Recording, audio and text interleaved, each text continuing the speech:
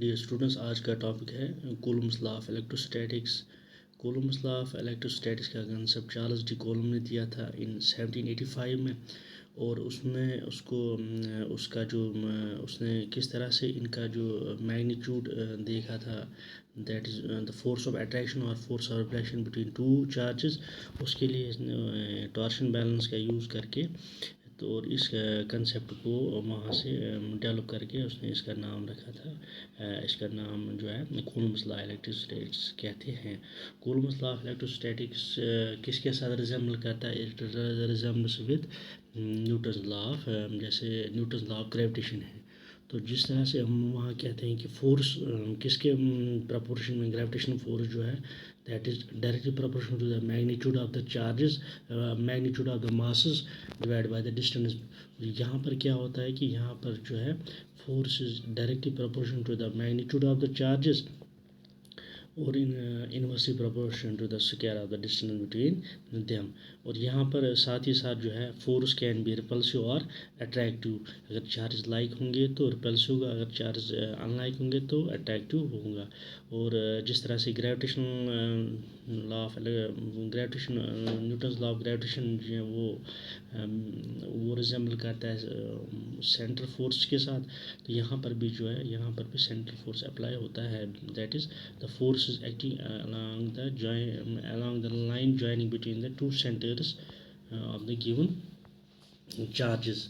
और साथ ही साथ जो है कूलम्स लॉ किसके साथ ये डिफाइन होता है, कब डिफाइन होता है? जब चार्जेस जो होंगे that should be in stationary, charges must be in stationary. और लास्ट में जो है the given charge should be point size.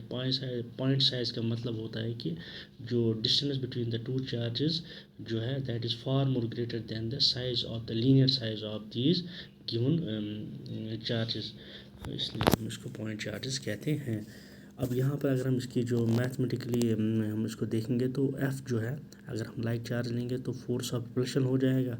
Late us suppose कि Q1 और Q2 चार्ज, उनके बीच में डिस्टेंस एक पॉइंट Q1 स्टैंड कर रहा है ए पर और बी पर Q2 कर रहा है, उनके बीच में डिस्टेंस है आर है।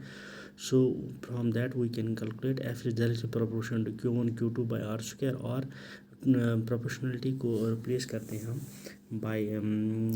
by using a constant that's called constant of proportionality and it depends upon the medium, हमने कौन सा मीडियम लिया हुआ है जिसमें हमने इन चार्जेस को रखा है, वेदर इट इज़ वैक्यूम और इन फ्री स्पेस। अगर हम ऐसा यूनिट की बात करेंगे तो उसमें जो है जो चार्जेस क्या होंगे that are located in vacuum और आयर होंगे। तो उस वक्त जो के का मैग्नीट्यूड होता है बराबर के का वैल्यू होता है 1/4 pi epsilon not. Epsilon not को हम बोलते हैं absolute permittivity of free space. और इसका वैल्यू जो होता है दैट इज इक्वल टू वो इसका वैल्यू होता है हमारे पास 8.85 इंटू 10⁻⁻12 कूलम स्क्वायर पर न्यूटन पर मीटर स्क्वायर के बराबर होता है। अच्छा, इसके साथ ही जब हम इसका जो अगर हम सपोज़ जो इसका वैल्यू लेंगे तो इसका जो है 1/4 पाई का वैल्यू भी हमें पता है, 4 तो कांस्टेंट है। इसके साथ हम जब प्रॉपर इसका वैल्यू सबस्टिट्यूट करेंगे एप्सिलॉन परमिटिविटी का, तो ये आएगा इसका जो मैग्नीट्यूड है 1/4 पाई एप्सिलॉन, जो के का वैल्यू आता है दैट इज़ 9 इंटू 10⁻⁹ न्यूटन मीटर पर स्क्वायर पर न्यूटन मीटर स्क्वायर पर कूलम स्क्वायर। तो सबस्टिट्यूट अगर हम उस फर्स्ट इक्वेशन में करेंगे that is F is equal 1/4 pi epsilon Q1 Q2 by R square. तो वहाँ से जो है force acting in a vacuum या फ्री स्पेस वो किसके बराबर आएगा 9 इंटू 10⁻⁹। यहाँ से मैग्नीट्यूड जो है हमने सबस्टिट्यूट कर दिया। तो लेट अस सपोज कि जो चार्जेस है they are of magnitude 1 coulomb का है, तो उनका वैल्यू अगर हम लेंगे तो फोर्स कितना आएगा, that force will be equal to 9। अगर चार्जेस का हमने मैग्नीट्यूड 1 के बराबर कर दिया तो जो magnitude of the charge will be 9 to 10⁻⁹ newtons. तो यहाँ से हम यूनिट ऑफ चार्ज भी निकाल सकते हैं by substituting the value of K जो 1/4 पाई एप्सिलॉन का वैल्यू है दैट्स 9 टू 10⁻⁹ 9 और यहाँ से Q जो है Q1 equal to Q2 let us suppose it is equal to Q के बराबर कर देंगे R is equal to 1 metre. तो हमारे पास जो है F तो हमें वैक्यूम का पता ही है कितना फोर्स है अभी हमने देखा दैट इज़ 9 × 10⁻⁹ न्यूटन्स। तो यहाँ से सबस्टिट्यूट करके जो है Q² वो आएगा 1 के बराबर। दैट मीन्स Q जो है दैट इक्वल ±1 कूलम।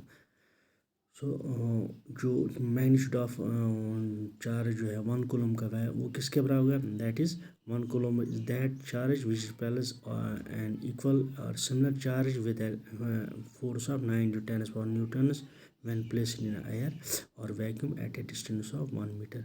तो 1 कूलम हम कब हम डिफाइन करेंगे, जब जो मैग्नीट्यूड ऑफ चार्ज किसके बराबर होगा, जब जो फोर्स जो लग रहा है चार्ज के बीच में जो इनका दैट इज 9 × 10⁻⁹ है और इनको हमने जो गिवन चार्जेस है उनको हमने 1 मीटर की डिस्टेंस पर रखा है, तब हम जो है 1 कूलम को डिफाइन करेंगे।